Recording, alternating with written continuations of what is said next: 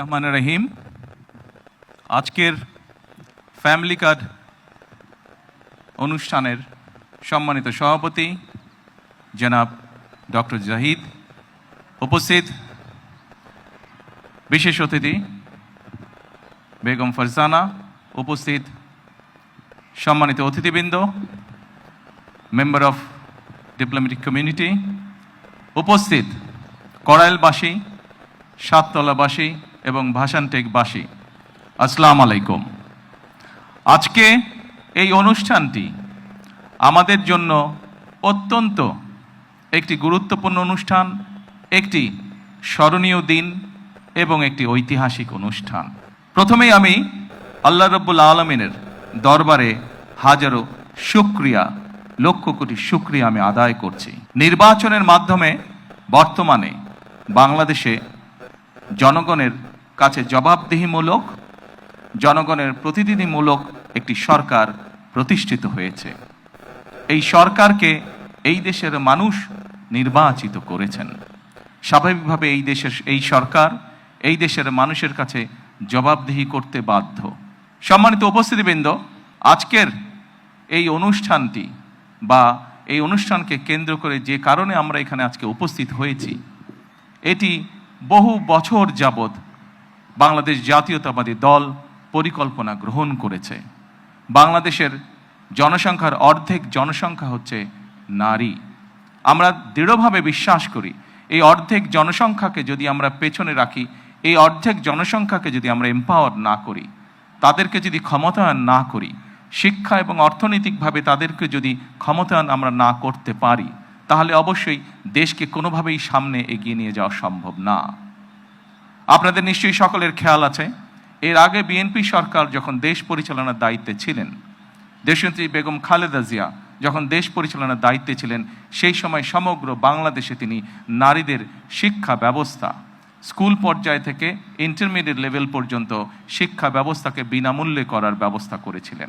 সেই শিক্ষিত নারী সমাজকে আজকে আমরা অর্থনৈতিকভাবে এম্পাওয়ার করতে চাই, অর্থনৈতিকভাবে তাদের সচ্ছলতা গড়ে তুলতে চাই, এবং সেই লক্ষ্যকে সামনে রেখেই বর্তমান সরকার গঠনের আগেই পরিকল্পনা গ্রহণ করেছে কিভাবে নারীদেরকে আমরা ক্ষমতায়ন করব, অর্থনৈতিকভাবে সচ্ছল করে গড়ে তুলব। এবং তারই অংশ হিসাবে আজকে এই ফ্যামিলি কার্ড আমরা সমগ্র বাংলাদেশে পর্যায়ক্রমিকভাবে ইন্ট্রোডিউস শুরু করলাম। আজকে আমরা প্রাথমিক পর্যায়ে, আপনারা নিশ্চয়ই এর মধ্যে বক্তব্য শুনেছেন, প্রাথমিক পর্যায়ে আমরা যেহেতু সরকারের কিছু নিয়ম নীতি আছে, আমাদেরকে সেই সকল নিয়ম নীতির মধ্যে দিয়ে আমাদেরকে একটি কাজ শুরু করতে হবে, এবং সেই নিয়ম নীতির অংশ হিসাবেই প্রথমেই পাইলট প্রজেক্ট করতে হবে। সমগ্র বাংলাদেশে 14টি জায়গায় বা 14টি উপজেলায় এই কাজ শুরু হয়েছে।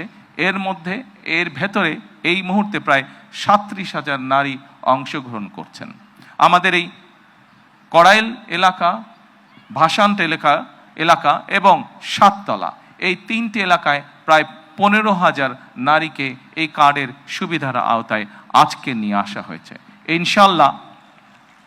ইনশাল্লাহ আমি দৃঢ়ভাবে বিশ্বাস করি আমার সরকার পর্যায়ক্রমিকভাবে বাংলাদেশে যে 4 কোটি পরিবার রয়েছে, সেই 4 কোটি পরিবারের যারা নারী প্রধান, তাদের কাছে আগামী 5 বছরের মধ্যে ইনশাল্লাহ পর্যায়ক্রমিকভাবে সকলের কাছে আমরা এই ফ্যামিলি কার্ড নিয়ে যেতে সক্ষম হব ইনশাল্লাহ। সম্মানিত সকল উপস্থিতিবৃন্দ, আমি আমার বক্তব্যের প্রথমেই বলেছি যে আমরা একটি দায়িত্বশীল সরকারের ভূমিকা পালন করতে চাই, যেই সরকার জনগণের জন্য কাজ করবে, যেই সরকার কাজ করবে দেশের জন্য। আমরা জনগণের কাছে জবাবদিহি থাকতে চাই, এবং তারই একটি অংশ হিসাবে আমাদের দল, বাংলাদেশ জাতীয়তাবাদী দল, নির্বাচনের পূর্বে আমরা বাংলাদেশের মানুষের কাছে প্রতিশ্রুতি দিয়েছিলাম, বাংলাদেশের নারী সমাজের কাছে প্রতিশ্রুতি দিয়েছিলাম যে বিএনপি সরকার গঠন করতে সক্ষম হলে আমরা এই ফ্যামিলি কার্ডের কাজ শুরু করব। আপনারা নিশ্চয়ই খেয়াল করেছেন, আমরা আল্লাহর রহমতে বাংলাদেশের মানুষের সমর্থন নিয়ে বিগত নির্বাচনে সরকার গঠন করার 1 মাসেরও কম সময়ের মধ্যে আমরা আমাদের এই প্রতিশ্রুতি, জনগণের কাছে দেওয়া প্রতিশ্রুতির কাজ আমরা শুরু করেছি। এবং শুধু এই প্রতিশ্রুতি নয়, আমরা আরও কিছু প্রতিশ্রুতি করেছিলাম। তার মধ্যে যেগুলো আমাদের প্রায়োরিটি প্রজেক্ট ছিল, তার মধ্যে আরেকটি আছে কৃষক কার্ড। সেই কৃষক কার্ডের কাজও আমরা শুরু করেছি ইনশাআল্লাহ। ঠিক আজকের এই অনুষ্ঠানে আমরা যেভাবে 37,000 মানুষের কাছে, 37,000 নারীর কাছে আমরা ফ্যামিলি কার্ড তুলে দিতে সক্ষম হয়েছি, ঠিক একইভাবে আগামী মাসের মধ্যে আমরা, আগামী মাসের ভেতরে আমরা কৃষক ভাইদের কাছেও, বহু কৃষক ভাইদের কাছে আমরা কৃষক কার্ড তুলে দিতে সক্ষম হব ইনশাআল্লাহ।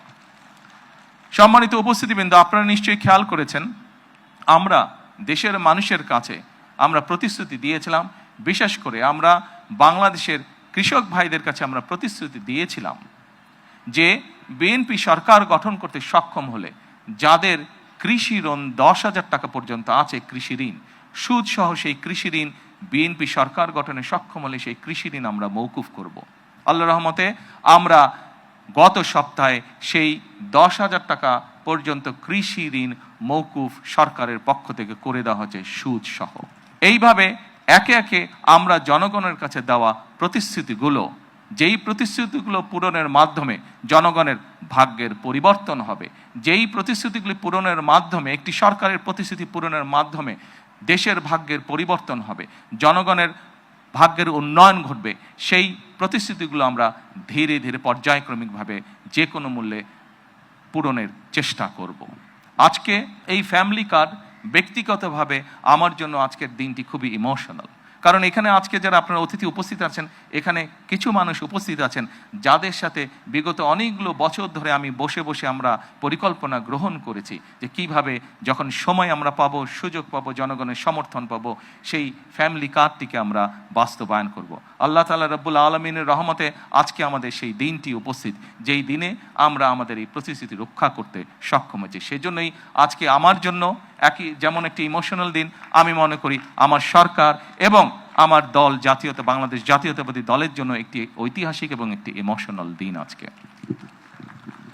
সম্মানিত সকল উপস্থিতিবৃন্দ, সম্মানিত সভাপতি সহ মঞ্চে উপস্থিত অতিথিবৃন্দ, আসুন, এই দেশটি আমাদের প্রথম এবং শেষ ঠিকানা।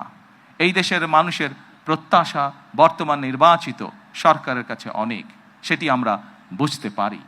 কিন্তু একই সাথে আমরা যদি বাস্তবতা বিবেচনা করি এবং সমসাময়িক ঘটনা, মধ্যপ্রাচ্যের যে পরিস্থিতি, সকল কিছু যদি বিবেচনা করি, তাহলে আমরা যে প্রতিশ্রুতিগুলি দিয়েছিলাম, আমরা অবশ্যই আমাদের প্রতিশ্রুতি থেকে বিন্দুমাত্র আমরা অবস্থান পরিবর্তন করব না। হয়তো সমসাময়িক বৈশ্বিক পরিস্থিতির কারণে ক্ষেত্র বিশেষে হয়তো আমাদের কিছু কিছু ক্ষেত্রে সময় বেশি লাগতে পারে প্রতিশ্রুতিগুলো বাস্তবায়নের জন্য। সেজন্যই আজকে আমি সকলকে অনুরোধ করব, এখানে যে সকল এলাকাবাসী উপস্থিত আছেন, আপনাদেরকে, আপনাদের মাধ্যমে সমগ্র দেশবাসী যে সকল উপস্থিত আছেন, আপনাদেরকে, আপনাদের মাধ্যমে সমগ্র দেশবাসীকে এবং মিডিয়ার মাধ্যমে সমগ্র দেশবাসীকে আমি অনুরোধ করব যে আসুন আমরা ধৈর্যের সাথে সমগ্র পরিস্থিতি মোকাবেলা করি, আমরা ধৈর্যের সাথে সুন্দরভাবে আমাদের এই দেশটিকে গড়ে তুলি। সম্মানিত সকল অতিথিবৃন্দ, আমি নির্বাচনের সময় একটি কথা প্রায় বলতাম, প্রত্যেকটি নির্বাচনী জনসভায় আমি একটি কথা আমার বক্তব্যের শেষে আমি তুলে ধরতাম। সেই কথাটি ছোট্ট একটি স্লোগানের মতন, আপনাদের সকলের কম বেশি জানা আছে, সমগ্র বাংলাদেশের মানুষের কাছে স্লোগানটি পৌঁছে গেছে। আজকে সেই স্লোগানটি দিয়ে আমি আমার বক্তব্য শেষ করতে চাই। সেই স্লোগানটি ছিল, করব কাজ, গর্ব দেশ, সবার আগে বাংলাদেশ। সকলকে আবারও আন্তরিকভাবে ধন্যবাদ জানিয়ে আজকে আমার বক্তব্য আমি শেষ করছি। আল্লাহ হাফেজ। বাংলাদেশ জিন্দাবাদ।